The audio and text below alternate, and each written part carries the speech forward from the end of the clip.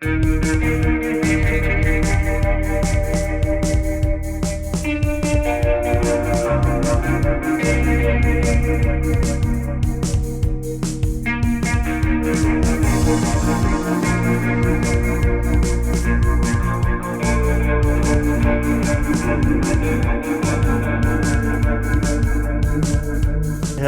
and welcome to the Holy Hour podcast, normally the All Cure podcast, but we have a very special episode for you guys tonight. We are in fact the All Julies podcast here, where we are very happy to have Alex and Chris from the band The Julies joining us, talk about their music and some Cure talk. Welcome, fellas.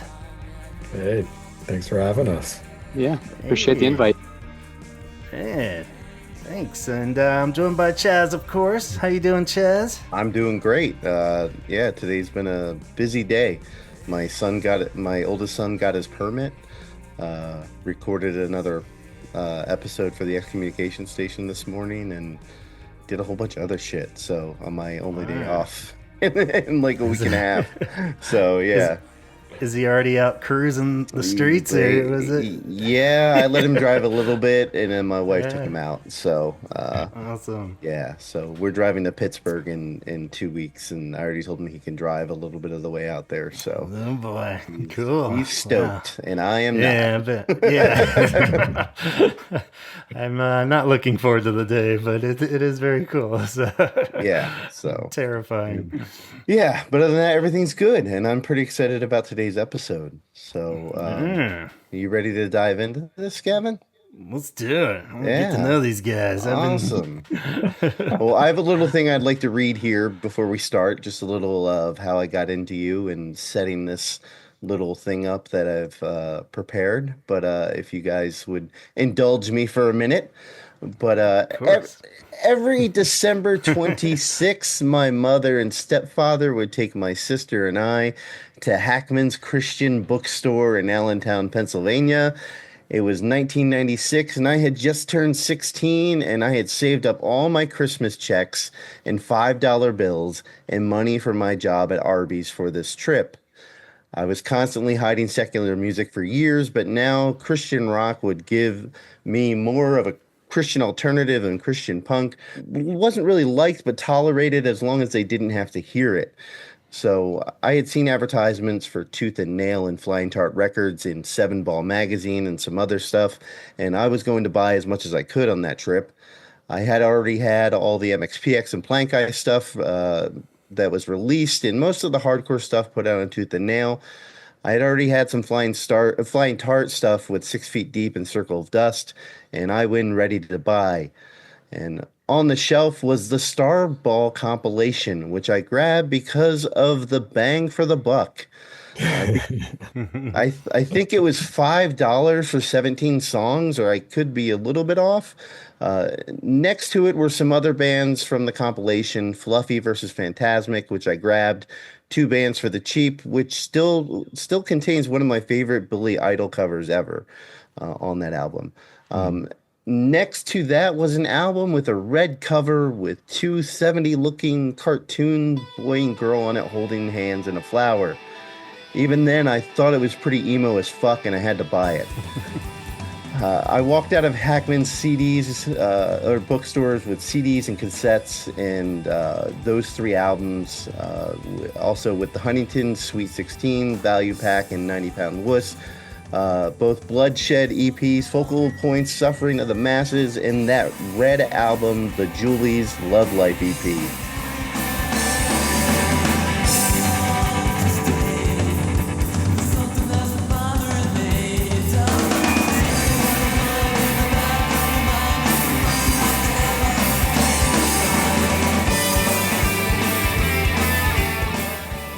I went home and spent the next few days going through and dissecting all the albums, and I fell in love with Love Life.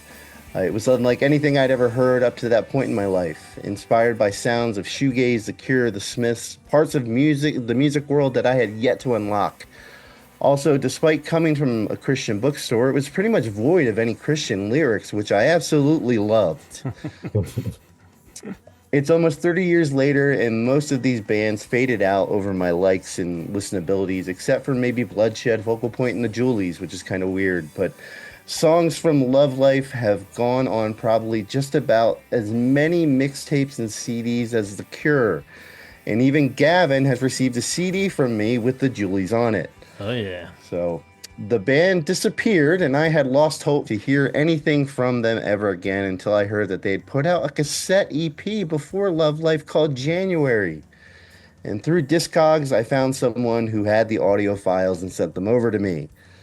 And then on Instagram, the Julies were back in my life and had re releases and eventually new music. And with that, we are joined by the Julies. So thank you very much, guys, for joining us. And Wow. Thanks for the preamble. I'm still reconciling the fact that most people have gotten to know us through a Christian bookstore, which yeah. wasn't our I'd like, expectation going into this as well. So yeah, I think that's gonna be one of the first questions here, but I want to know how you guys started off as a band, of course, your biggest influences, and how the hell did you end up on Flying Tart Records? wow. Alex, you want to start with the band and then okay. Well, you have to tell the story of how the band started, Chris. Yeah, I guess It's I your was there story. before you. Yeah.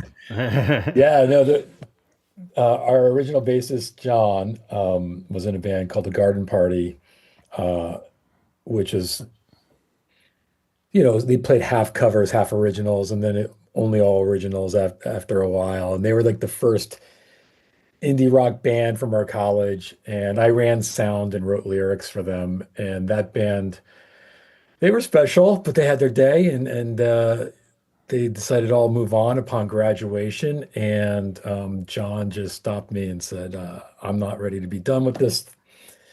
I'm starting a new band and you're going to sing in it. And I'm like, I don't sing. He's like, well, you sing good enough for me and you write lyrics. So let's go. So that went just enough to my head to think I could maybe do this. Um, and then we had to go out and start recruiting other members. So it was just, a guy who's had to learn to sing real fast and the bassist. And the first person on our list was Alex here. And the reason he was the first on the list is because we had talked to him about The Cure. So, Wow. Love it. yeah, that's it. That's all I really, outside of playing rec soccer against you, Alex. I mean, I knew that you were the guy that was just getting into The Cure and had a lot of questions about The Cure and we're borrowing albums and eating them Yeah. up. And we were like, that's sort of a prerequisite. So let's start there. What age was this about? Yeah. I Well, I was, would have been a freshman. So Chris, so this would have been you would 90. have been a sophomore, right? Because you're 2 years below me. Well, maybe. Okay. I Yeah. was So the just band's graduating around that time. Yeah. 91-ish. Yeah. Yeah. Okay. Okay. Okay. Yeah. Okay. 92, A little, 91, little 92. pre-wish, post-disintegration then? Is that all right? I think it was 92 because it was definitely, Wish had just come out along with, Okay. Yeah. No, yeah. but you guys introduced The Cure to me though just before Wish, so I had never heard The Yeah. Cure. But Garden Party, I remember coming back from a show at the Chameleon Club in Lancaster where when Garden Party played, and we were rushing home to see the new Ride and Cure video debuts, which were Leave Them All Behind and High.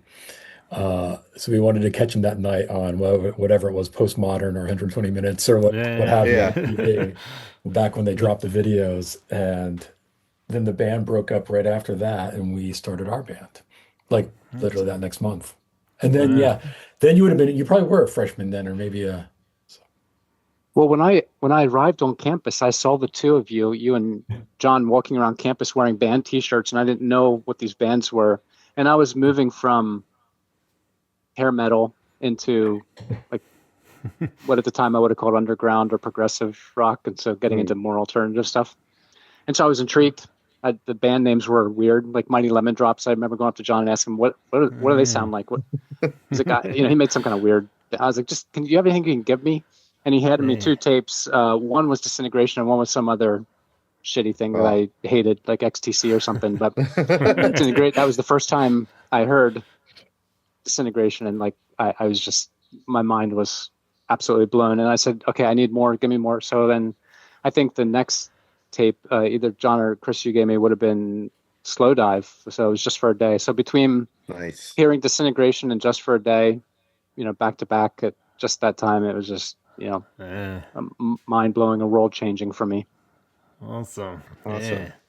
And you'd been playing for a while at that point, guitar then, and I played, instrument wise. Yeah. yeah, I mean, I took lessons or whatever, from Yeah. the time I was young, but I'd never played in a band. So right Okay. after Chris was informed that he was part of a new band, I don't remember, Chris, if it was you or John, but one of the two of you walked up to me in the cafeteria and said, "You're the guitarist in this new band that we're forming."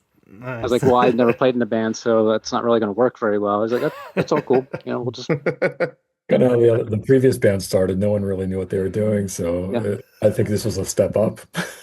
Yeah. more professional this time You had around." lessons. Yeah, it's better to get the assigned role first. I think it's like you're the dude. You gotta, as opposed to the guy just shows up. It's True. like, all right, these are my four chords that I know. We're gonna. Totally. That's awesome. So how did you end up on Flying Tart of all record labels? Yeah, right. Um, yeah, For those who don't know, they were like so Tooth and Nail was like kind of like the biggest Christian like alternative punk label that there was, and Flying Tart was like one of these like labels, I guess, that like would be underneath them, I guess. Didn't they end up getting yeah. bought out? Didn't they? Didn't Tooth and Nail end up buying them out? I think at No, one I point. think they No. bought a couple of the records, Okay. All right. some of the Yeah. contracts. We had a one EP deal. We I'll get to that, but yeah, yeah. I guess we set off in our trajectory was not the trajectory we had in mind had nothing to do with growing up in church, which we all did. And that's what landed us at Messiah College. So the college in question here where we all met was Messiah College. So it's it's like a what affiliated with like a Brethren in Christ Hmm. denomination. But it's fairly non-denominational overall. And in the 90s it was probably a little bit more, you know, like your typical university college Hmm. setting outside of the no drinking shit, which makes it completely atypical. Um, but otherwise, kind of normal. No dancing either. Yeah, no dancing, but Important. yeah, the dancing everybody did. Just you Yeah. didn't do it. You did it in dorm rooms and parties. Yeah, yeah, yeah. Actually, there's nothing typical about that background, is there? The more you're So, talking, the weirder it gets. yeah, yeah. Was this Let's see what Footloose? else we can uncover here. Yeah, I guess I have selective memory, right? I'm still dealing with the trauma of growing up in church, so I haven't got Oh to yeah. college yet. Oh yeah. Um, no, I think we were all we had our sights set on just making it as a band and following the footsteps of the bands we were listening to and the bands that influenced us. And those were bands like The Cure and The Smiths. I don't think we necessarily saw ourselves playing arena shows or like, the first Hmm. time I saw The Cure was in Giant Stadium um, during the prayer tour. And it's like I didn't really see that as my future, but I saw something more akin Hmm. to the path they laid out, right? Where they were playing those venues across England. And I thought, okay, we'll tour across the US someday and play these, venues and make what we can out of this. And we started showcasing for major labels, and a few of them expressed like a little bit of interest based on that Hmm. January EP, which was really a demo for us the time we made it.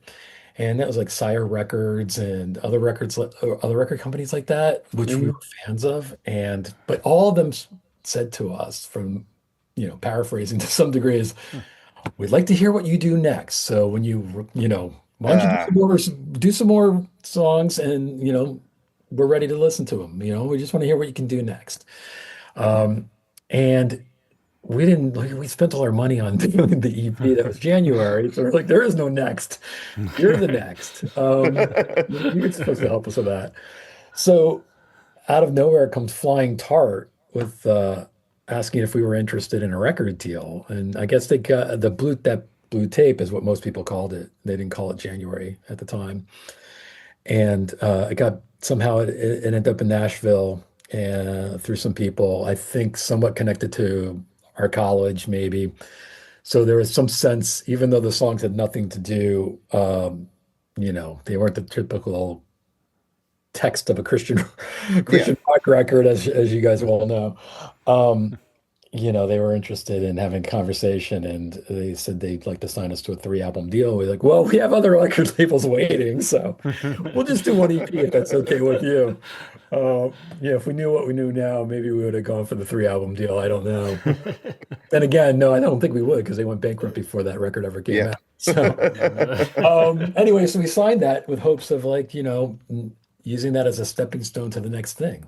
hmm And that's really how we ended up on that label, to be honest. It was sort of a means to an end that didn't come, and a means that didn't really totally work out, except for the weird cult following it developed. Yeah. Do you mind being associated with the Christian music? I don't want to say industry or world, but and are there negative and positive effects to that? Have you guys run into? Um, for me, both. Okay. It's nothing I ever really, it's not really what we were about hmm musically. Content wasn't there, and I think spiritually, I just didn't see like that fitting into what was my evolving, developing spirituality. hmm Um, so, I found it a little bit embarrassing, to be frank, hmm but I embraced it as best I could. And there were these great shows in Philadelphia that Scott Hatch from Burnt Toast Vinyl threw hmm with other bands that were a lot like us. And it did start to feel like a community and a safe place to kind of be ourselves and play our music. And there's a very receptive audience. The positive side of this is that community and that audience. I think the fact that people, walked into a Christian bookstore store and saw that cover and, or heard it in the listening stations, it developed this cold audience. The downside is it's not really the most authentic place for what we were doing. Or and certainly moving on from that as well, like it just wasn't, it became less of a fit. And I think I had hmm more problem with it as I got older, as I was hmm sort of unraveling my own spirituality. That said, I mean, I dipped a toe into that world even after the band. I wrote some hmm songs with a band called All Star United. Oh Uh, God. Are you yeah, serious? I yeah, didn't fucking know that. Oh my God. Yeah, I've yeah. seen I All wrote Star a couple of, United. I Yeah. wrote some lyrics. A friend of mine, that was his band, Ian. I met him Wow. Okay. randomly at a show that he was playing, and we just started talking about Britpop. And I started making him mixtapes, and we became fast friends. And then he had me write some songs with him, and then he got me a publishing deal. And Yeah. he asked me to move to Nashville and write country music and Christian rock, and that's when it all came to a crashing halt. I was like, I don't think I can do that. Um, so done. That was Yeah. my Wow. I experience. did not know that you were associated with All Star United. That's crazy. Yeah, Uh, briefly. No, wow. just a couple, Wow. like I think 3 or 4 songs. Yeah. Hey, that's more than most people, Yeah, but yeah. One ended up in a commercial. So, no shit. yeah, so it ended up, paying off a little bit. So, Yeah, absolutely. So why didn't January get any type of release, or was that just like you were just thinking that was just a demo and we're gonna bounce off of that? what do you think, Alex? Yeah, it was a means to an end, basically. Uh, the whole point was to get us. Well, we were trying to play music conferences at the time a lot. I think, Chris, right? So Yeah. especially in New York scene, like the CMJ scene and Okay. some other new music scenes. So we needed to have something to provide to them to get Okay. on the the calendar for the weekend showcase. So that Yeah. was the Yeah. main thing. Yeah, we produced like just 500 of them, and most of them went to like booking agents and clubs, hmm in those conferences that we play, like CMJ and New Music Seminar. Um, I remember once we left like a shoebox full on the car roof after a show. Oh, where was that show? That might have been the Chameleon.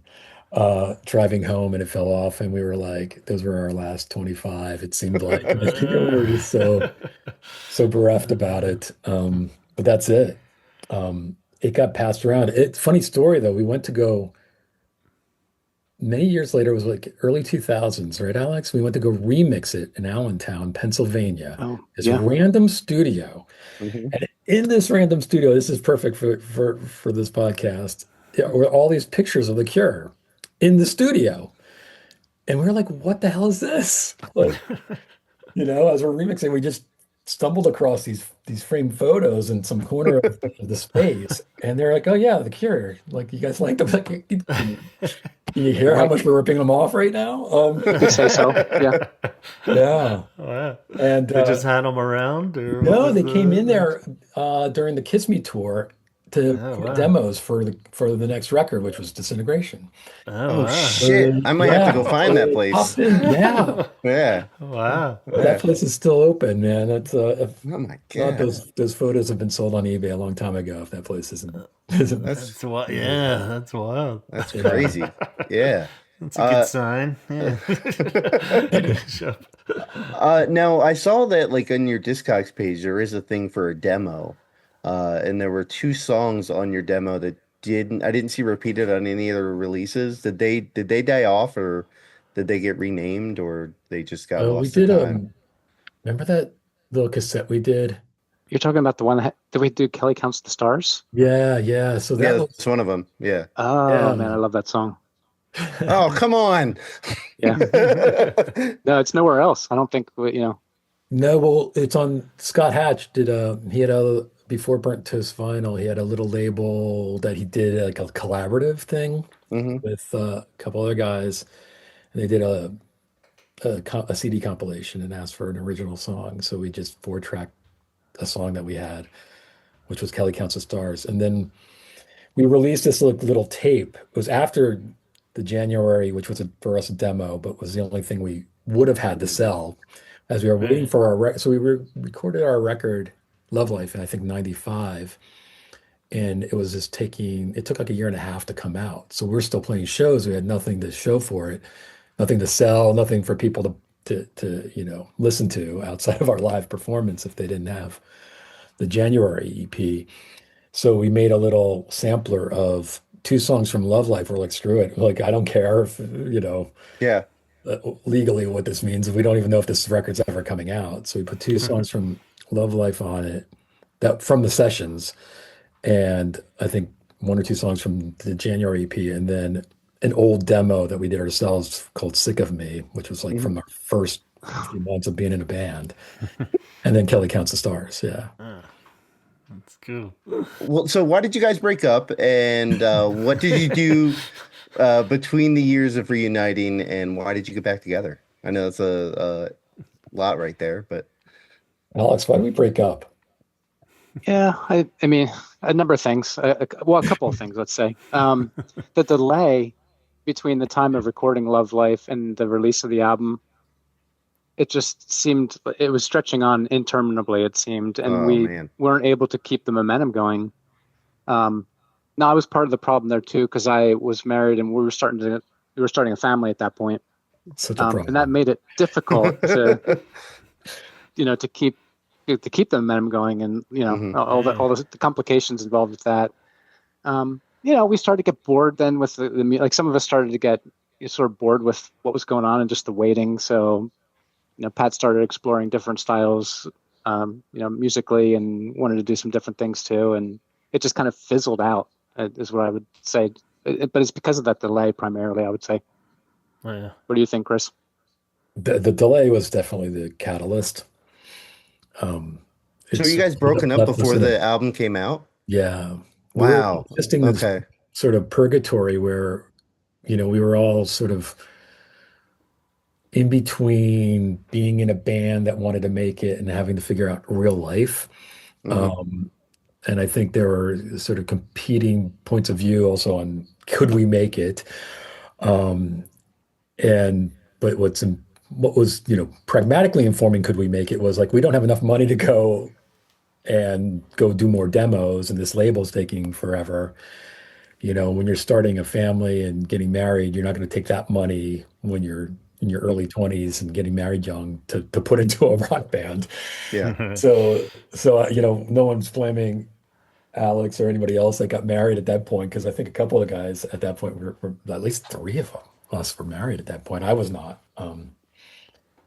I feel like I'm just recently married compared to the rest of the guys. So, but yeah, that was really the real drag on the band Mm. ultimately.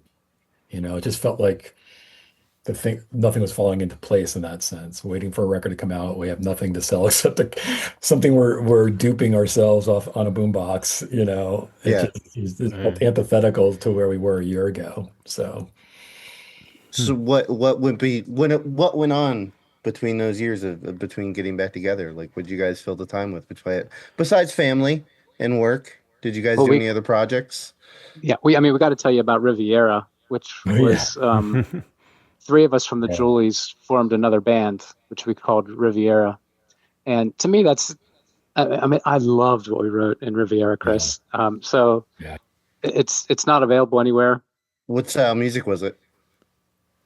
It's along the lines of what the Julies were doing, except we were just trying some new stylistic things, more of what you hear on Always and Always. We were starting to Okay. think about doing things differently, like not just the traditional like indie rock's format and structure and vibe. So Right. I don't know. I felt like we were just starting to stretch our wings creatively a little bit, at least on the. I mean, Chris always yeah, has on the lyric side, but like musically more so. And I felt more freedom to do that in that particular project. So that was a Awesome. lot of fun. We were playing out. We were, recording and writing cool stuff. But again, that just didn't. Similarly, we just couldn't keep it going. How long do we do that, Chris? Maybe a year or two? at least a year. Okay. Is your Yeah. stuff up anywhere? Can No, in can fact, I think no? it's Damn just it. on like practice cassettes that we have, Okay. Okay. and maybe some. There are two songs probably that I think are probably my like favorite songs like I've ever been a part of. Which Oh ones? wow. Planetarium Oh yeah, and that was like our post-punk jam, and then yeah, Oh. yeah, we had there's a fun of song them. actually named after a Cure lyric too, British Sugar Bureau. Oh Oh, yeah. From Nice. So What? Nice. Yeah, we called the song British Sugar Bureau. Um, we covered Close to Me. we covered Close to Me, and that yeah, we Cool. only ever covered one song as the Julies, and then one song as Riviera, and that was Close to Me, which happened with just sort of randomly. It wasn't like a decision that we made. But the first song we covered, which is As the Julies, was by a band called Adorable. It was called, the song was Homeboy, Very Cool. cool. kind of like a Alright. shoegaze post-punk band from England that we were really into, and they were sort of contemporaries at that time. Alright. It's funny because it's like, when I got into the Cure, even of like, or anybody that gets the lump sum, it's really cool listening back and hearing how like the Love Life EP and like that has like a very kind of 90s sound compared to the newer stuff that I've been really digging always and always, but it's like the thread is there, the Yeah, band is there, but it's cool hearing those different kind of variations and even though there's that huge gap, you could kind of imagine how it would have evolved into it in a sense. It's kind of cool. I was kind of really digging that, listening to them. Like, I really like these, and I would have super loved that in the 90s too, because I was kind of in the same vein. My bands right out of college were, that 96 to 2000 kind yeah, of era. And then I got more into songwriter stuff in early 2000, and, yeah, but it's all the shit in there, like just hearing all these little elements of bands that I love that, I don't really know if they were also thrown into the mix as your influences, but I feel like I was like, yeah, these dudes are like totally on the same pulse of everything that I was digging. It's very cool, and I just love that it's up to current date now, and like the new single's great. And it sounds really cool, and excited to hear. You could probably pull up some of those old songs and rework them. Any thought of doing that? we did play around with that, didn't we, Yeah, Alex? yeah, Put some old Julies and Riviera songs out, and we were tempted, I think. yeah. Yeah. You could always, Yeah, it's different people involved now, though. It's Yeah. it's yeah. it's it's a big ask for Pat to play something that someone else wrote. Like we don't do that typically in the Julies. Yeah. Right on. Yeah, We I wanna can see we wanna that. create something new. Yeah. Right I, on. Yeah, it's But cool. as much as I love well, Love Life and everything. The drumming on that album is so fucking good. Like I listen to Yeah, that. I really like the Yeah, jazz I too. just like It's like this. sometimes just get lost in the drums on that album, and I'm just like, this is so good. Like I On Love Life. like when I was 16, like I didn't appreciate it as Yeah. much as I do now. I'm just like, oh man, this guy was dealing. Yeah. But I think like in most indie bands, the guy who was always the most talented was the drummer because he wasn't about the style of music. He was Mm, like drummers were drummers and they wanted to play in a band, right? yeah. Yeah. And so they could play in any band. So Yeah. Yeah. yeah, so Greg he brought was it for sure. probably the most trained out of all of us. It was Greg. Yeah. Yeah. You did a great job. Uh, Yeah. Now I know the Cure is an obvious influence with you guys. Even I can hear it in like the voice scratch on some of the like on the Love Life song, like the album and everything. I love it. I'm just like, yeah. But and you guys have said so, but I want to hear your origin tales about how you got into the Cure and how they impacted your younger years. I found them when I was a teenager. Um, I was really into like 80s hip hop, Run DMC, Hmm. and then I got into like freestyle like music where it was like there's something like indie and alternative about some freestyle music, and then those stations started playing Erasure and New Order at the same time, like the Mega Mix or something, and so that Mm. like sent me on a wild goose chase to find. I knew there was music out there for me, and I didn't.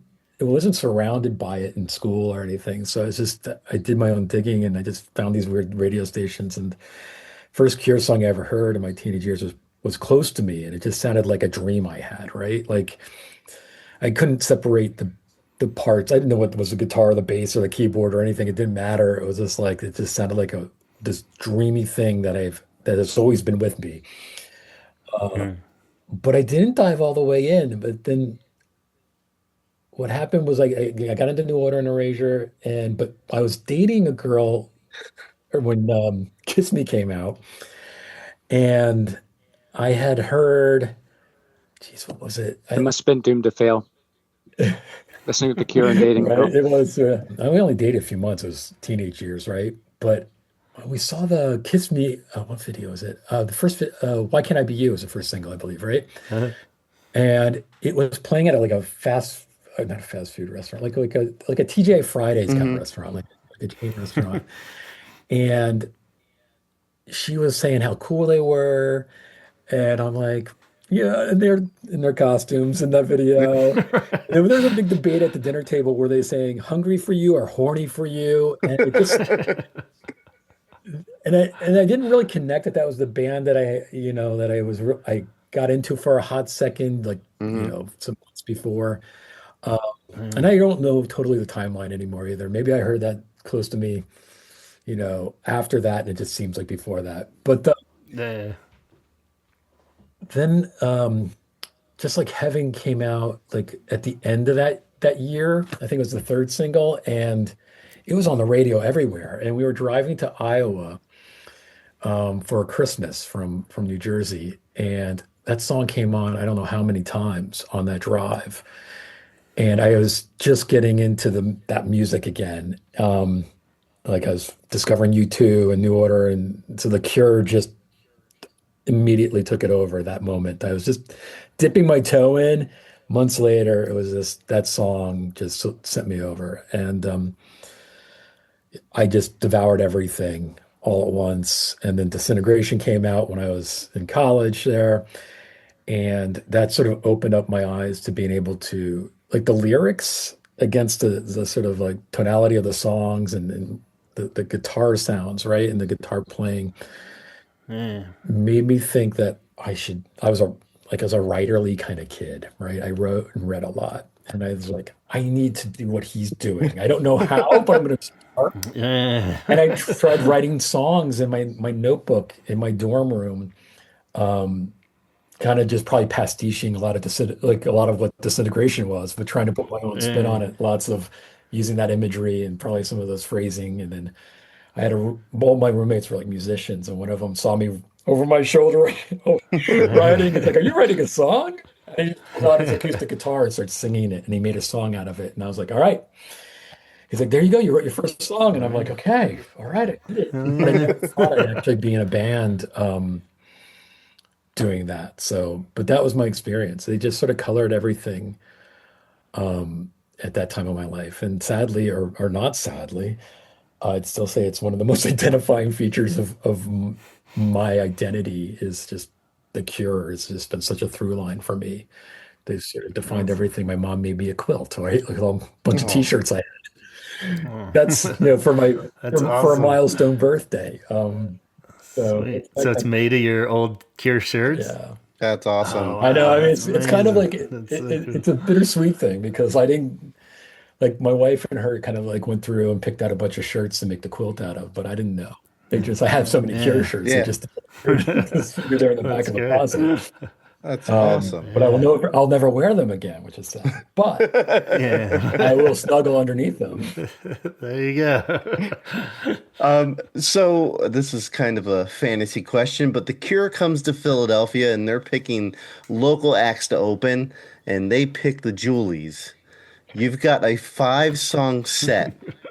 What are you playing? And this is a way for our listeners to dive into you guys.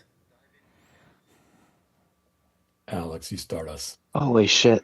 Yeah, holy It's shit, yeah. the scenario is I can't even wrap my mind around it. You Okay. caught him on the one night Twilight Sad wasn't feeling Yeah. well, so you guys get to step in and be the That's opening act. one night, yeah. The Yeah, how many stars have times have we all seen aligned. Twilight Sad Yeah. open up for the Cure? Yeah. They ate bad cheesesteaks and they just asked you guys to fill in. That's funny. Yeah. Well, a couple come to my mind that I think would potentially fit well with the Cure set. Um, I don't have any from January. Maybe Crash. I'll pick one from each album. Let's do that. So if I had to pick one from January, I'd go with Crash. Good one. Um, it's I hate to compare any of my songs to anything The Cure does, but it has the same kind of vibe as Too Late, except not as good. But it's the same kind of like it's 2 minutes. It's like just quick poppy, fun Yeah. thing. Super catchy. Yeah. Yeah. Off of Love Life, I mean, my favorite song off of Love Life is Love Scene 17, and I think that, I mean, drawing directly on The Cure, clearly, and the guitar at least on that song, and probably the bass as well, I would think, John. Um, so that one, I think that would fit well. Not for Always, there's a couple. Maybe Hope is Hard if we want to go a little, disintegration-y. Yeah. Well, you also rip off a Cure song there a little bit, don't you? Oh, yes, that's true. I directly rip off. Yeah, Hope is Hard has a little piano break there's a first part and a little break in the second part. There's a little piano part right in the middle. And I quizzed Chris on this, who is a trivia master when it comes to The Cure, and he could not pick up the song reference. So I felt so good about beating him this one time on that. But it's inspired by All Cats Are Gray. There's a little piano part in All Cats Are Gray. Now I'm gonna have So to that's- listen extra hard now. Yeah, Yeah, take a I'll listen. keep an ear Yeah. out for that. Awesome. Yeah. What about you, Chris? What would you play? Yeah, I think if I had to pick one from Love Life, it would be Boy Wonder. That's probably my That's my favorite.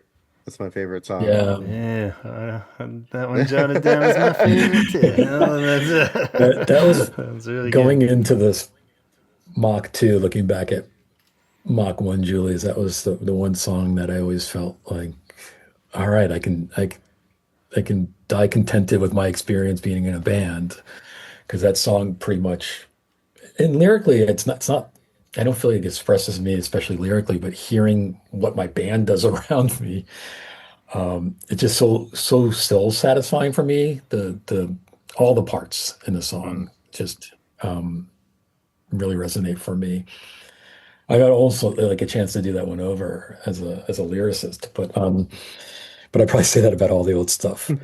Um, and then there's a new one that's not yet to be released. That hasn't yet. We're working on a new album now, and there's one that for me was also inspired by Too Late. It sounds Awesome. nothing like it, but we have a song called Summermouth coming out, probably hopefully in the fall on the album, which it's a very Cure-ish. It's a little like mix of old Cure and new Cure because the vocals delivery, while it was inspired by Too Late, it sounds a little bit more like Primary or something. Awesome. But it's just a really emotional song for me and has a lot of power for me, and maybe my favorite Julie song yet. So those are the first two I start with, and then I probably, right now I would probably dip into the Always and Always album and do, geez, Alex, I don't even know. Maybe My Heaven is a Dance Floor. It's just got that sort of like accessibility that I kind of dismiss it, and then I hear it, and I'm like, oh man, I really do like this a It's lot. a great like when I heard that I Yeah. was like, oh my God, this is they're just as good as they were before. Oh, yeah. Well, that's all. Yeah, I do that. Maybe Symmetry or something. I don't I know. love Maybe that. maybe Heartbreak Life. It's funny. I treated that like a throwaway song, but then I got really into it. To like Summermouth, it's about the loss of someone close to me, and yeah. So now it's really those are special songs. So That's awesome. Uh, yeah. That's awesome. so now after this concert, you're backstage and you have one question to ask any member of the band. Who are you asking and what are you asking them? So I've been backstage at the Cure before, and Whoa. I've spoken with Roger and Jason. So I have not had the balls to talk to Robert. Um, and I've eschewed all my opportunities to sit down, like when I've had friends that say, I can get you like to talk to him. And I'm like, I can't do it. Yeah. Um, I, I, I don't know. I don't know if I would ask him something as much as probably blabber my like, you know, like I did. I met Johnny Marr and I blabbered to him about some things, and he was such a gentleman, and he turned it into a conversation. Uh, Nice. that's that's what he does. He takes that blabbering That's and he awesome. honors it. I don't know. I feel a little nervous with Robert, but when I was younger, I've always wanted to talk to him about a lot of the referential approach to lyrics. He takes a lot of obviously like short stories and novels and poetry and prose poems, etc., turns them into to songs that he owns, and that was always one of the things that resonated with me, inspired me. But I also, that I've ate up every reference-based interview he's ever done, like Yeah. his favorite movies, his favorite books, and Yeah. I Yeah. think I'm still in that like 20 something frame of mind where that's where I would get with him. Oh, Excellent. Yeah.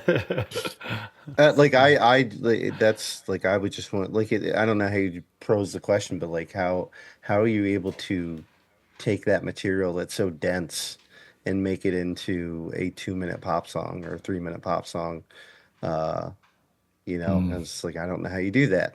You know, uh, stuff that I Yeah. can't sit down and read on my own by myself. That you make into a song, and I'm just like, wow, that's incredible. So, but yeah. And it does seem to work well too. Of the few star kind of crossings that I've come across, where it's better to flip it, where you just get them in fan mode too, or something. Like talking about Yes, something that they like to, totally. or you just get them going on some like other band or like a movie or something, and it's cool because then you're both kind of just attacking this one thing as opposed to being like that one time you sang the the Chris Farley show, that yeah. Yeah, I one was there. song. Yeah. Yeah, totally. Well, it's funny when I got my To one sit chance across it. to talk to Johnny Marr, I did the whole like louder than moms, and I was in college, and then I just Yeah, talk. yeah. But then I said at the end, I said, "Oh, you know what I've been really into lately?" This like I totally flipped into a normal person, and I mentioned a Billy Bragg song that he played on, and he just ate that up, and he was like, I really love that song. And, yo, you're taking me back. And all of a sudden, Yeah. Yeah, and you're yeah. just So yeah, your point. hanging out. Yeah, Yeah, that's the strategy right there. that's Just bring up Doctor totally. Who with Simon and you'll be fine. Yeah, yeah. Next thing you know, he won't Yeah. shut up. You're like, ah, this We're is ready cool and at all, but sea, I gotta right? go. Yeah. Can't just hang out here all night. But Alex, what about you? have I? Yeah. Oh, What it's do an you? easy one for me, guys. I would approach Reeves Gabrels and say, "Can I have your guitar?" Yeah. There you go. He's like, all right. Yeah, If sure. Pearl was back in the band, I'd ask. I love the art. Yeah. Yeah. Yeah. I adore that artwork, and I follow. I think Pearl goes by she, her, Yeah. right? So I I think think so. I follow her on Instagram, and anytime like drops a little piece of art, I'm like, oh, yeah, Yeah. everything. Just Yeah. it's kind of art I would make if I was an artist. Yeah. Yeah, Yeah. but I'm not. Yeah. Yeah. I would be like, can I have one Cool. of your paintbrushes? Yeah. But yeah, Reeves, we've talked a number of times of how he went on, like how he joined the band and like this band and like how he just kind of went from like a stick, like just a statue, and like to actually being a part of the band, like in this past recent tour, and how he's made so many of the songs his own, and it's just been amazing. Like, and there hasn't been a fall off, which a lot of people were concerned about. So, us Yeah. included. So, Yeah, it's been a cool evolution. Yeah. And then, having that new album being kind of the final piece of, Reeves fitting in and being like, all right, and now he's adding cool shit Yeah. to original new songs, yeah, I was it's I was been really really struck cool. by his performance. I saw one show, the last tour, and I mean, I Yeah. that was the most striking thing for me about the whole show was how much it was a rock show, and it mhm. was mostly because of him doing a lot of Yeah. really cool shredding. I was like way in the back, so Yeah. like when he started playing, I'm like on my tiptoes, like what's Yeah. he doing? Here it comes. Yeah, Yeah, he Yeah. was probably the so most cool. Awesome. impressive part of that tour, and just like Yeah. we saw him 5 times in a row, but like it was just like one night, like I just kind of tried to watch him as much as I could, and he was just, oh my God, fucking shredded like each song, Yep, and I'm just like, yep. Yeah. wow, that's an interesting guitar solo you did there that I never heard before. Yeah. So It's such a tough balance because you have these beloved songs.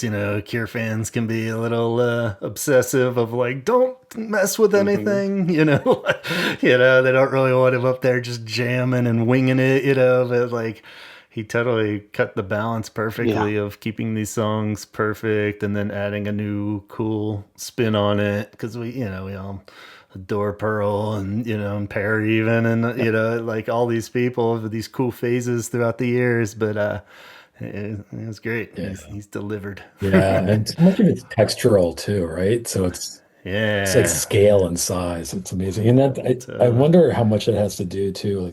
Like you guys probably walked away thinking what I thought too. Like Robert's voice sounds like it went in reverse 20 years in a good way, right? Yeah, Like he just sounds yeah, so young yeah. and fresh, Yeah. It's and strong. I was just like, oh, I just sat there humbled and in awe. And this is, Yeah, it was just I like wonder, so lucky that this band that we loved for so long, and because I'd probably still be pretty into it if he was just up there on crutches and yeah, still I'd be there with him. But it's so much nicer to be like, damn, he kind of sounds better than you listen to some old bootlegs yeah, where he was just like trashed, even like Wish era or something. You can tell he's just like tired, yeah, and he's just kind of playing through it. I'm like, he kind of sounds better now, like how the hell is that even yeah. possible?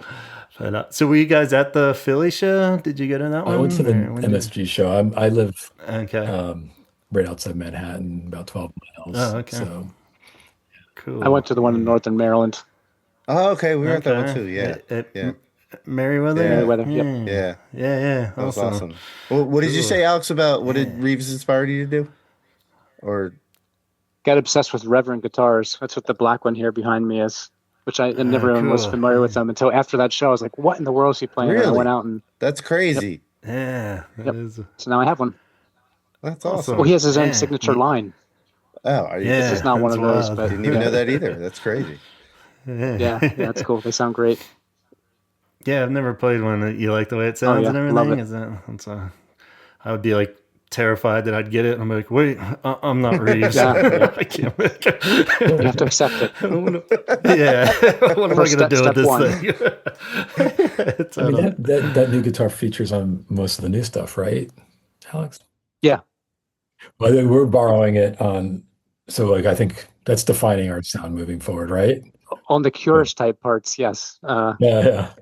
The hollow body is good for it's hotter, so it's good for. We're using a lot of distortion on this next album. It's you know, it's going to be a little more aggressive probably than Always Noise. Oh, But for the Cool. other, you know, echoey, clean, dreamy stuff, it's the Reverend for me. that's awesome. Nice. Pat plays a whole bunch of cool stuff. So Yeah, you these guys are go. making a mixtape for someone. Give me a couple of non-Cure songs you're gonna put on that mix, and including one of your own. I mean, Chris is the Robert Smith of mixtape But Robertson creation. mixtapes. Yeah, Um, there's I probably look if I'm gonna, yeah, I mean mixtapes is sort of my love language. let me just tell these guys. So Go back ahead. in the early days, it's pre-CD even. Chris was making me mixtapes, maybe one every 2 weeks. That's So awesome. this is Yeah, how I learned most of the music I Awesome. like.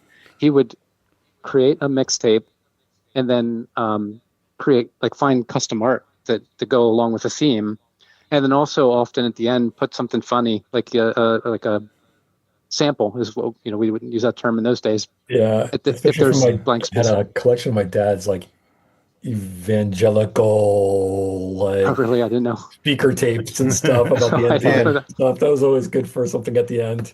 that's awesome. Awesome. Yeah. So I've got from Chris. You probably gave me. I mean, it's dozens. Oh I mean, at yeah. least dozens. Yeah, and then it continued with CDs once we got that technology. Yeah. So a whole bunch of. Yeah, So yeah, one of love the it. most treasured gifts that Chris has just continued to give me week after week after week for years. So That's beautiful. awesome. That's So go ahead, great. Chris. What would you put on a mixtape? Um, Thousands of songs. yeah, I mean it's so IKEA Guinea by the Cocteau Twins. I don't even Okay. know if I'm pronouncing that right. It's probably my favorite song from them. And it's made many mixtapes. So that's for sure one of them. I think also there's a song I've always loved since I was like 15, and it's having such a renaissance for me right now. It's Boy by Book of Love, if you know that. Mm, yeah, No. yeah. Yeah, I man, I just adore that right now. I So worked with Lauren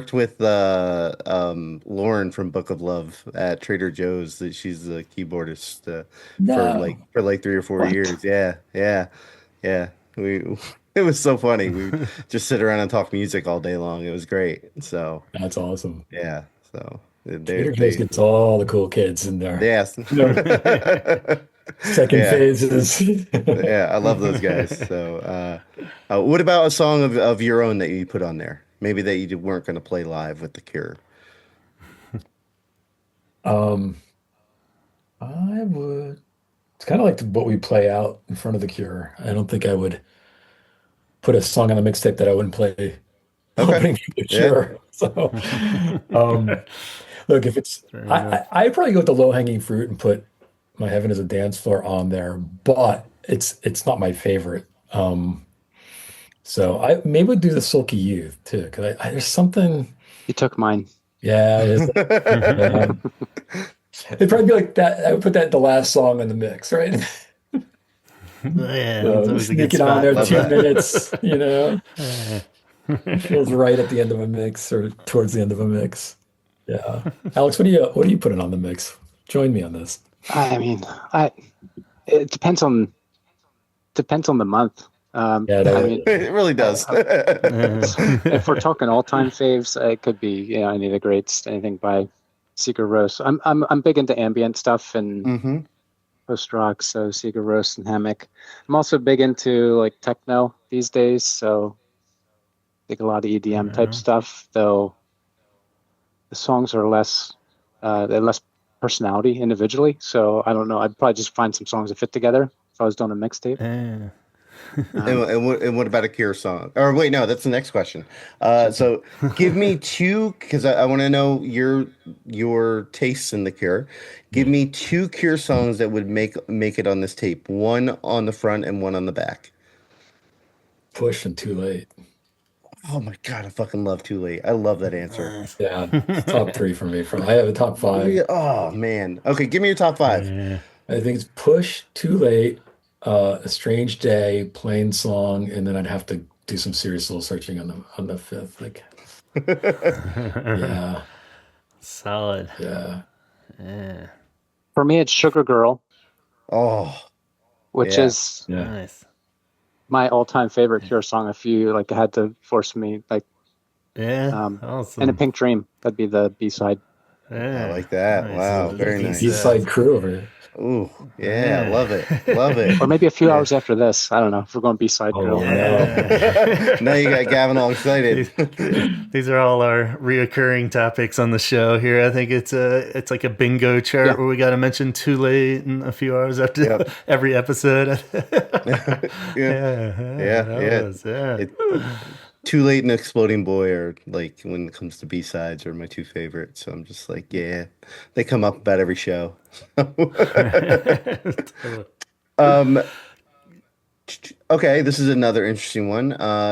Third, for this, you've got to name the tape. So take a Cure song title or lyric and name it after that. What do you got? A Smile to Hide the Fear Away. Yeah, nice. Like that. Can I just play a chord?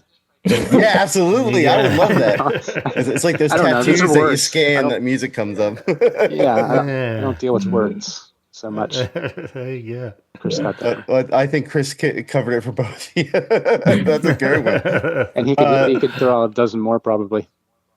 So, how many times have you guys seen The Cure? Alex, I think, did you mention that already? I've only seen them 3 times. Okay. And what about you, Chris? 20. 20? Wow. Yeah. Okay. Yeah. Wow. Jeez. I mean, it'd be more if I didn't have kids. Yeah. Same. Yeah. So, We inflated our stats on the last round. Yeah, you but guys before probably that- have all not a be- ton compared to a lot of the people we talk to. We're always like, wow, how these people do it. But I know, right? yeah, like I said, on this last round, we hit up like 5. We hit by the 5. end. We did the Hall of Yeah. Fame, and I did 2 the tour before that in 2004, and then I did 2008 and 2011 at the Beacon for the first 3. Yeah, I was there So- for the Beacon. Oh man, Yeah. it's one of the greatest concerts I've ever been to. Like, it's a tough time to describe it to people, of like just sitting there and listening to those 3 albums all in a Right. row.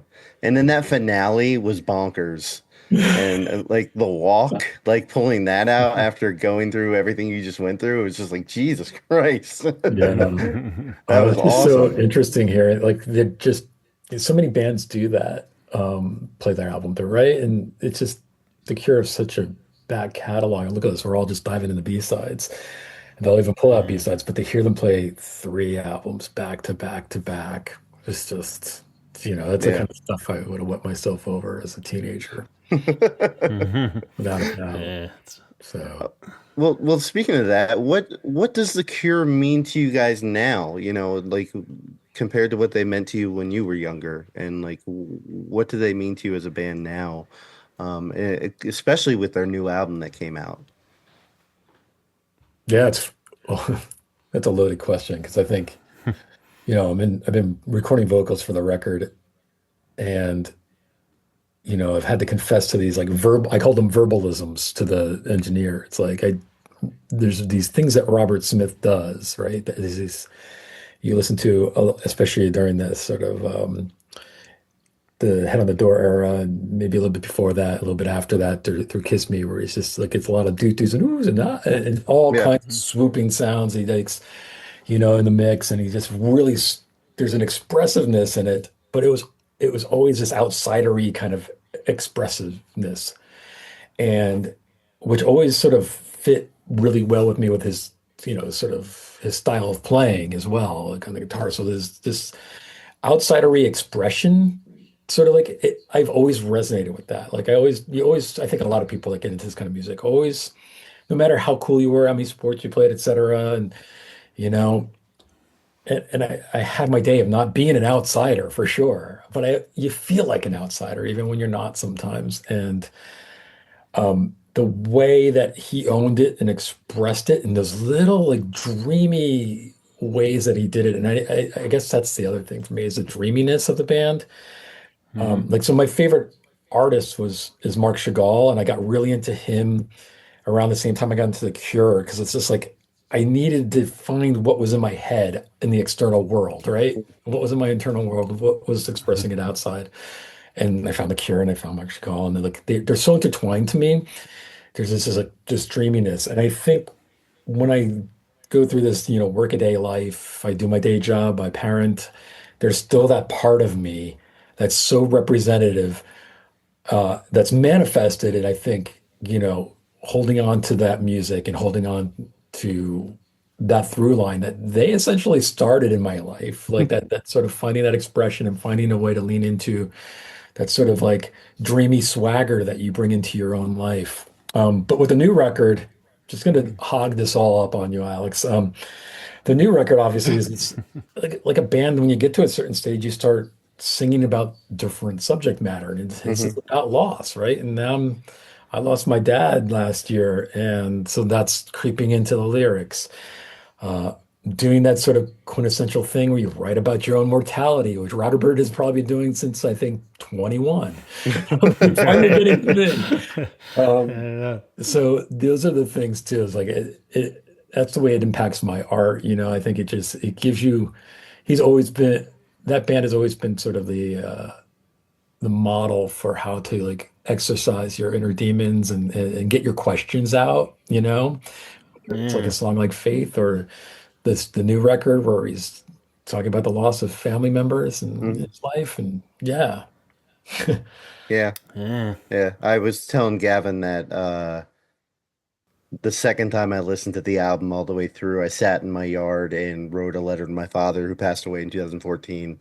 And because I didn't get to say anything really to him when he passed.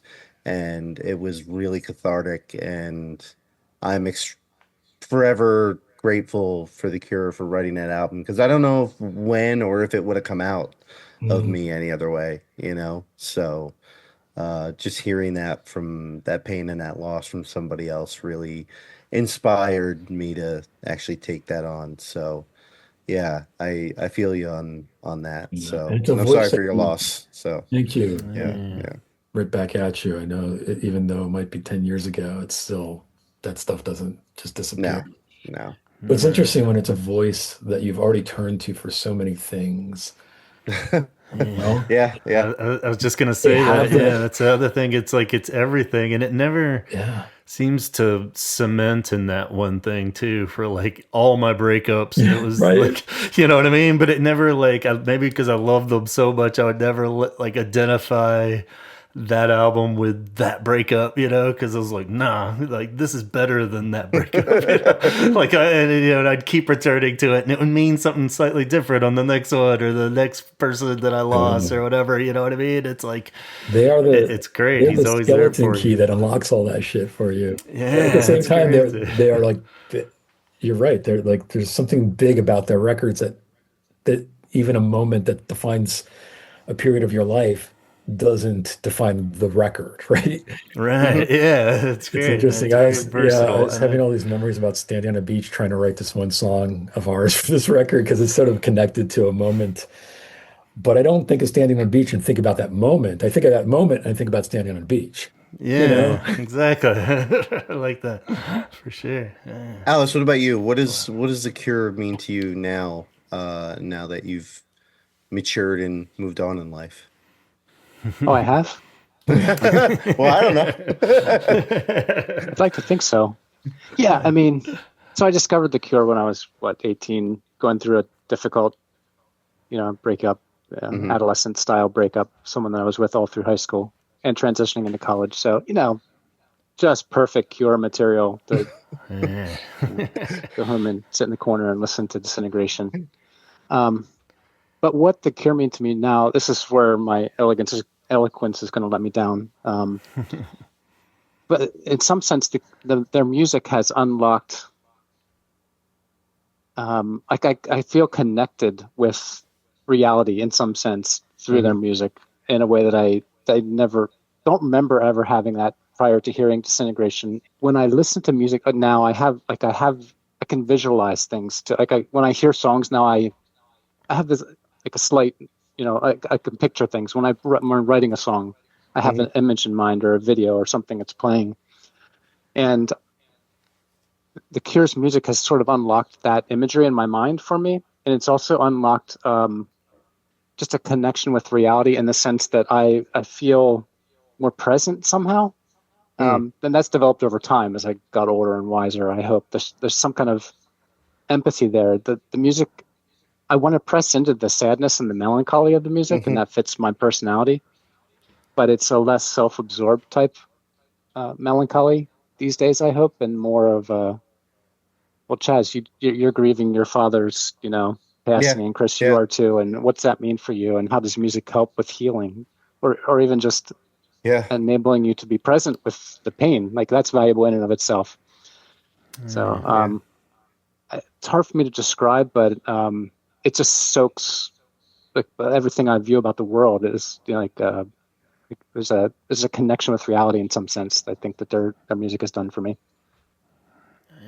Yeah. It's very woo-woo, I know. No.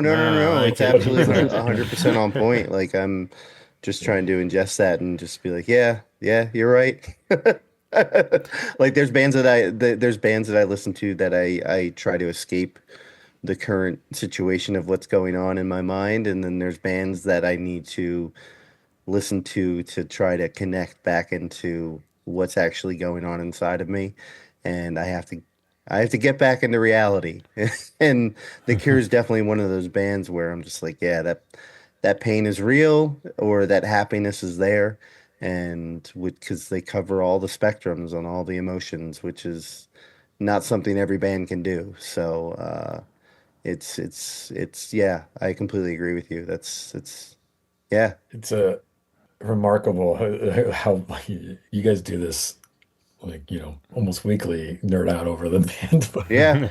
but that they're that monolithic, right? Like in our lives, they're just that epic. And the points you guys are making, just they touch all the little notes of life. And I mean, they have the benefit of 40 plus years of turning out music to do that, but at the same time, they've been doing that along our life cycle, right? Like we've been growing with how to tap into this band, and it is the happy, silly moments as much as it is the grieving somebody's who's lost or a love that's lost, a breakup. It's amazing.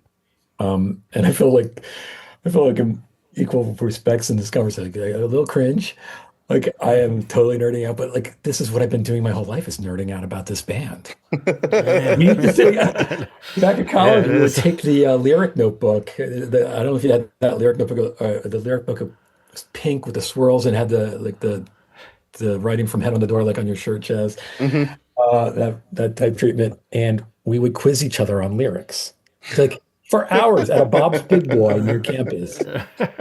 Just a few of us, we would just quiz each other on lyrics, and look at this. It's like 20 something years, 30 years later, and I'm doing it still. Like, Yeah. insane. Yeah. Like every week, I'm waiting for Gavin to text me what we're gonna do, and I'm like, "We're gonna do this again?" And then, like 5 minutes into the conversation, I'm like, "Yeah, hell yeah!" Yeah, I totally with the podcast too. You just got to embrace it at some point, or have those moments where I'm sitting there really like overly working on something, and I'm like, "What the fuck am I doing?" Like, when does this end? Like the high fidelity moment. So what's wrong with me?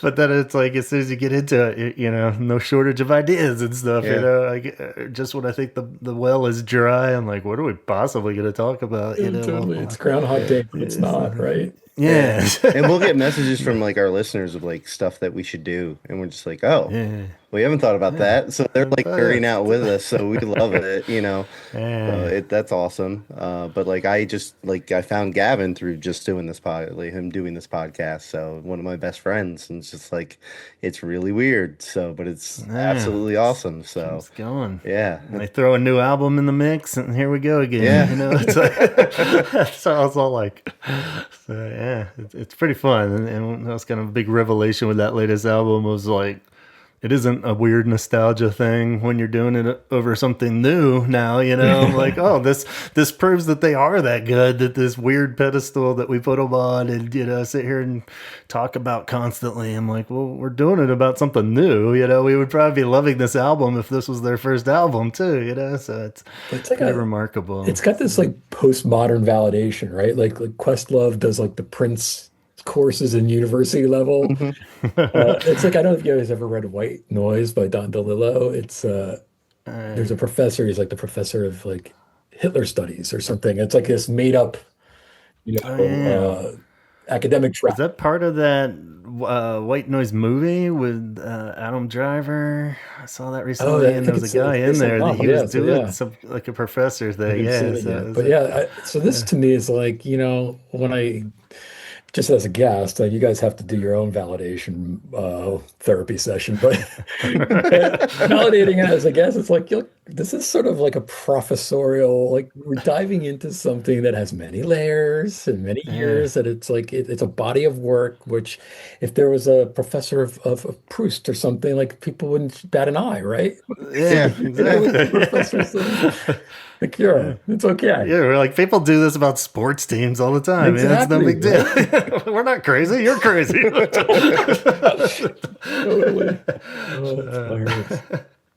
Gavin, did you have any more questions? Did you have any questions about anything Cure related?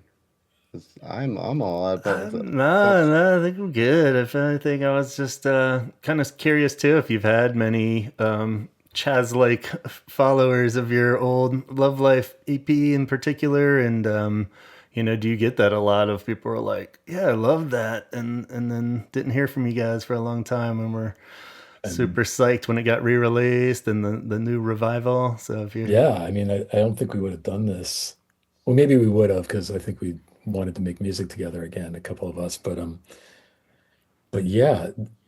I literally, in those, when you ask what have we done in those, you know, 20 something years in between, while we haven't made any Julia's music, people have still pursued tracking us down, trying to get audio files to January before that was re-released. I've had people call my parents' home back in the day, awesome. Like tracking us down.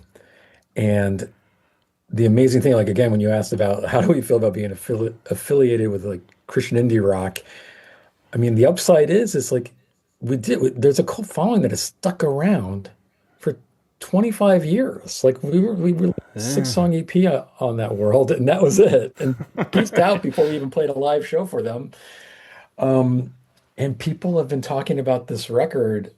Somehow I've been pulled into like, you know, chat forums and stuff, and people have been sending me stuff that it's just, it's a little unreal, and I don't know if it's totally warranted, but here it is. And so we're just trying to lean into it and leverage it, and we've got a good handful of listeners that are going to listen to our next record, and then there's whoever else comes into it through that funnel, you know, the new listeners, and that's great too.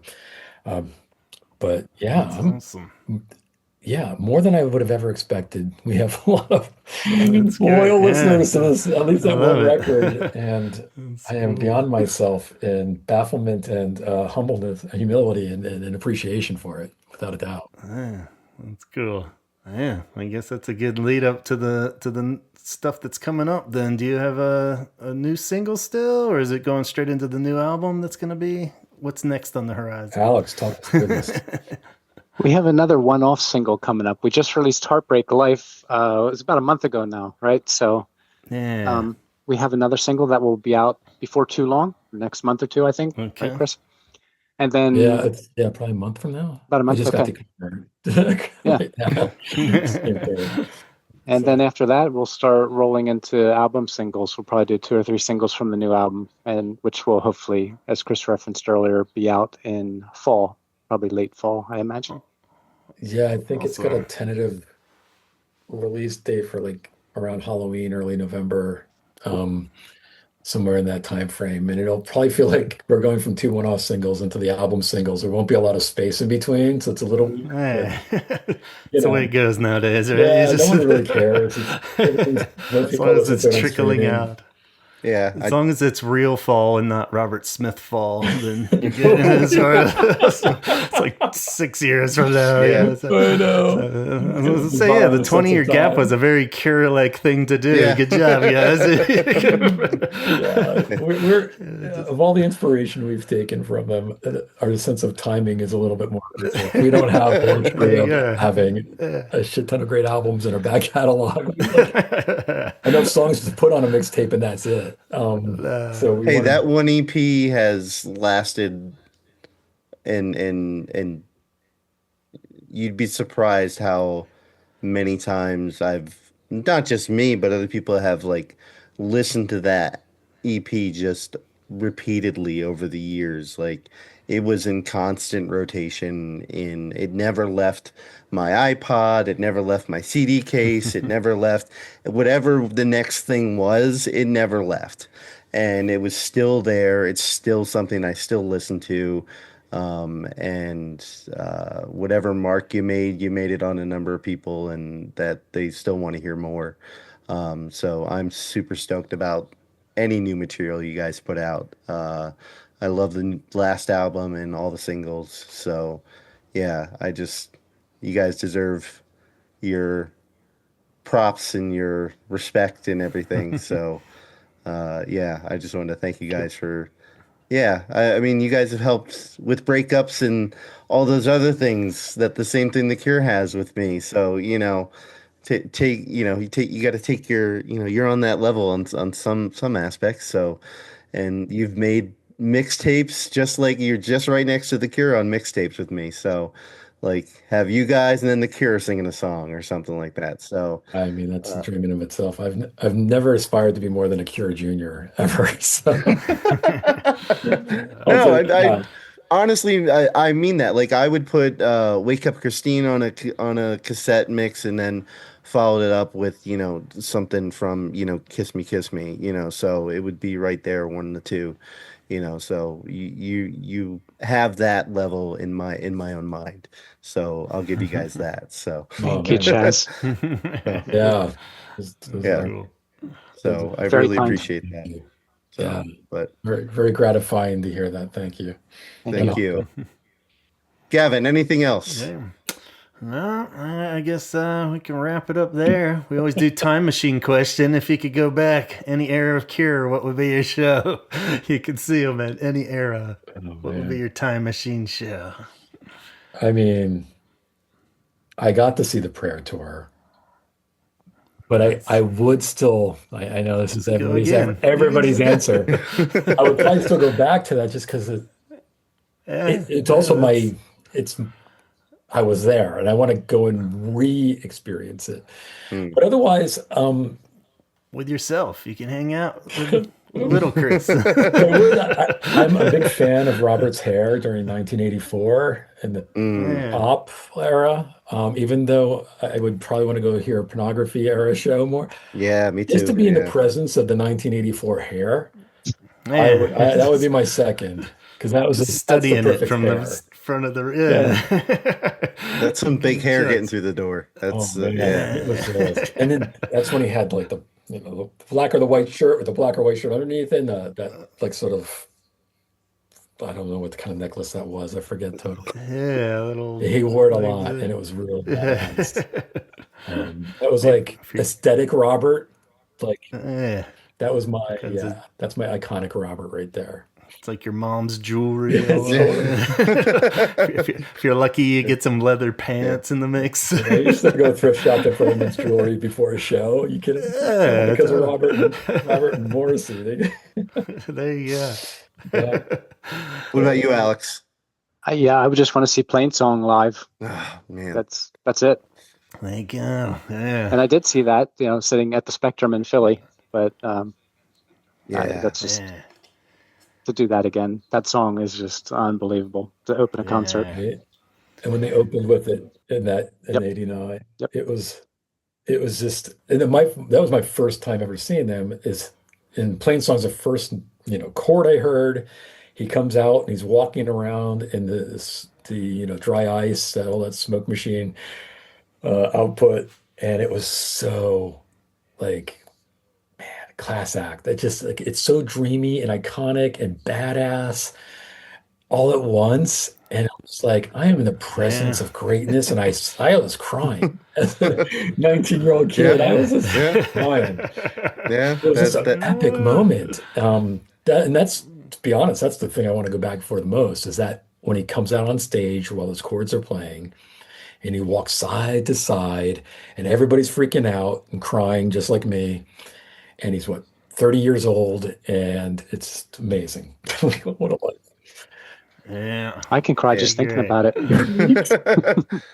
Yeah. Yeah, we've talked a number of times when they played Plain Song and just like how it just like in a good way like sucked all the air out of the room, Yeah. and you're just holding Yeah. your breath, just waiting for it to come down. You're just like, oh my God, and like all the chills and just like the emotions that go through Yeah. just to that song, just the way it starts out. I would love to feel that every day. Yeah. Yeah. And my wife walked down the aisle to Plain Song. Oh my God, that's That was, amazing. there's a little extra meaning in that too. Oh, Yeah. Cool. But that's John awesome. from the band, from the original lineup from Love Life in January, he had this sort of mantra he used to always tell me in college. We were best friends in college, and he's like, everybody needs an alarm clock with the too late set up as their alarm. Like we used to in the '90s, you had these alarm clocks where the cassette player could go off Yeah. alarm. And he Yeah. said if the whole world could wake up to too late every morning, the world would be a better place. And he would tell me this recurringly, and I walk away with that. I still sometimes think of that when I listen to the song. That it's a bittersweet song, but it just somehow puts a skip in your step, doesn't it? Yeah. Sure. Yeah. Yeah. So- Something to One of the that. best. Yeah. There's been so many songs I'm recording at home and he goes, ding, ding, ding, ding. You just start doing the like fuck, like record it. It's like can't use that. It's like why do I do this every time? It's like it just I feel your pain. so many of those little din din din din din. Yeah, it's like if I just change the key. Yeah, That'll do it. Play it slower. yeah, something like that. I think that's it. I think that's all the questions All I right, had. yeah, I Yeah. guess we'll wrap up there, guys. Thank you so much. Really appreciate it. Yeah, And, thanks. This is fun, guys. Yeah. Thanks for having us. Where can everybody find the Julies? Well, it's on all streaming platforms if that's your jam, which I think everybody listens to something on streaming.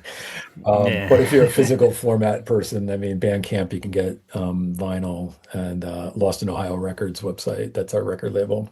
So those are the two places to find the vinyl, or it's in some local record stores, but there's not that many. So Yeah. go digging. Cool. But yeah, pretty readily We're on available. Instagram as well, Chris, and Facebook. Yeah, you can follow Instagram. The Trying to keep up with socials. that these days Yeah. on the socials. Yeah. Yeah. All the socials, yeah. Cool. Well, we'll do our best to spread the word when the new single comes out soon and share it around Yeah. with whatever we got going on out there. Who knows? The new record will That's have enough purisms to give you yeah. moments of pause and reflection. Cool. I can't wait. Yeah. So, well, thank you very much, guys. We really, really appreciate it. Gavin, you can go ahead and finish up. All right, we'll just wrap up there again. Yeah, thank you guys, and looking forward to those new tunes. Everybody out there, go check out all the singles and the latest album. Always and always, you're gonna love it. And for the holy hour, we'll just say goodbye and.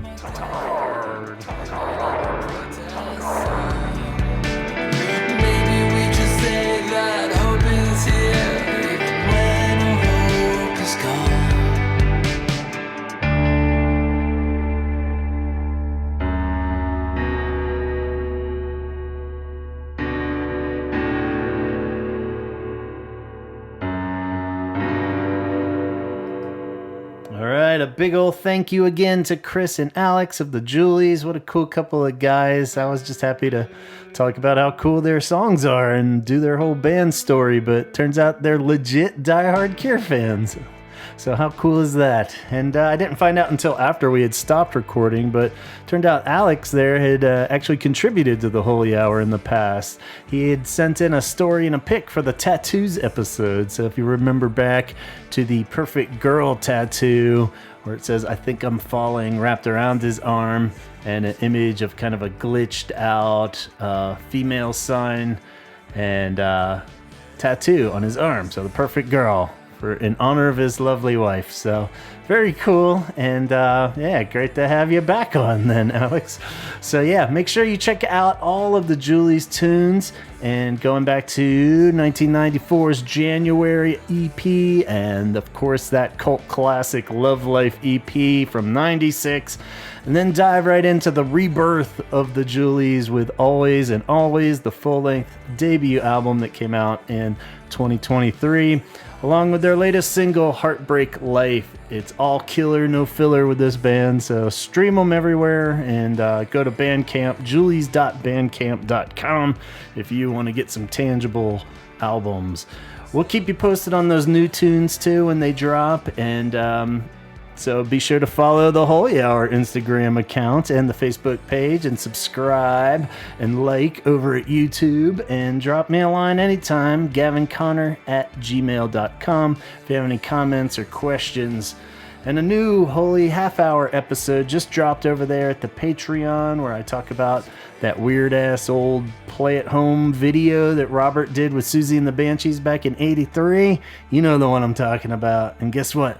It's still weird. So join the party over at Patreon, and you can hear all about that. It's patreon.com/The Holy Hour Podcast, and you'll be among the greats like Donna, Craig, Jeff Hilton, Jeff Cortland Jones, Sue, John, Alan, Allison, Dion, Namicio, Matt Ford, Tom Burns, Letty, John Roberts, Jason, Tony, Ben, Matt Fisher, Danny, Coulter, Tom Johnson, Francisco, Arno, Chip, Amber, Nicholas, Shirley, Jason Hall, Steve, Mara, Caroline, Brian, Sean, Colin, and of course Kate over at CureThreads.com.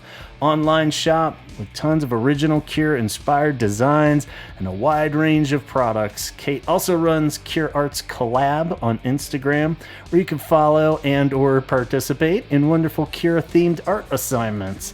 It's the Cure art class that you always dreamed of in high school. Scott Kruger is the co-host of the Sarlacc Digest, an all Star Wars podcast that airs every Wednesday evening at 8 p.m. Pacific Time on YouTube and Facebook, with replays everywhere you stream your podcasts. They're always serving up the best Star Wars discussions, perfect for any level Star Wars fan. Come join the live chats during the episodes and see why it's the best Star Wars podcast in the galaxy. Want to geek out even further? Well, then go on over to Obsessive Geek. That's David's shop on Etsy, and it's packed full of tons of cool products created by David himself, including 3D printed recreations of Cure album covers. Boys Don't Cry keychains are over there, designs inspired by Labyrinth and Neverending Story. Everything is super high quality and affordable, so go do some shopping at the Obsessive Geek on Etsy. Dana is a super talented freelance animation, illustration, and motion graphics designer, currently open to new work and commissions. So go check out her work at graphics.tv. That's graphics with an X.tv. Tanya would like to spread awareness of 988lifeline.org, suicide and crisis hotline with over 200 crisis call centers located all over the U.S., available 24/7, offering up free and confidential support for people in distress, and numerous prevention and crisis resources as well. If you or anyone you know is in need of help, please reach out to 988lifeline.org. Tim is part of New Waterloo, an independent hospitality development, design, and management company that owns and operates hotels and restaurants all over the globe. You can find their many lovely locations at newwaterloo.com. Lisa recommends you visit Dickens in Calgary, Canada for a great venue that delivers live music, drag shows, trivia nights, all kinds of cool themes. And you can check out all those themes and what's coming up at their full listing at dickensyyc.com. Or hit up the goth scene in Little Rock, Arkansas. Jessica recommends checking out clubnevermore.com to find out the upcoming schedule of events. And of course, old Chazzy Boy's other podcast, the Excommunication Station, where he and Chrissy take on the evangelical church. New episodes drop every Wednesday, and I've officially wrapped up my stint over there helping them discuss Petra, so it's safe to go back on over now if you've been getting a bit too much Gavin in your ear diet. And on your way out, please exit through the Holy Hour gift shop. Pick yourself out something sexy to wear. The links are in the episode descriptions, bios, and usual spots. Old Mixes of a Lost World is coming up. It's coming out June 13th, so get yourself a copy and give yourself and everyone time to absorb it. We're going to give you a little bit of time with the episode in between. We got the Cure Encounters Part 2 episode. It's finally ready and should be up next. So tune back in to hear about everyone's brushes with the band and fame. And we'll get together to sift through all 3 discs worth of the remixes after that. So get your dancing shoes ready. Thanks again to the Julies for chatting with us and Chaz for introducing me to their music and making this conversation happen. As always, thank you guys for listening. And my back is finally feeling much better. So also a great big thank you to everyone that sent me well wishes there. As always, much appreciated. And still not 100%, but I'm getting there. It's nice to be among the upright again. So let's close out with a track from the Julies' 2023 album, Always and Always. This is My Heaven is a Dance Floor in its entirety. Until next time, Tagar.